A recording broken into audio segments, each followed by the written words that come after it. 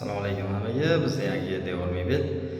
Xo'p, dushovoy bor. Dushovoy yoniga shkaf qilish kerak, turmoy ham qilish kerak. Xo'p, ishidan kirganda to'g'ri tarafda bo'ladi. 1.20 joyga patologgacha mebel qilamiz.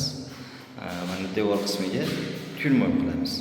O'sha eshikka xalal qilmaydigan, kirib kelishda noqulaylik tug'dirmaydigan qilib qilish harakatini qilamiz. Sekin ko'rsatib boraveramiz. O'zi korpusi tayyor bo'lib qoldi.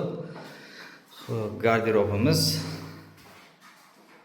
yonida o'sha polkali zona bog'da turmoga o'xshash narsa tayyor bo'lib qoldi. Ko'rsatib boraveramiz. Devor mebelimiz tayyor bo'ldi.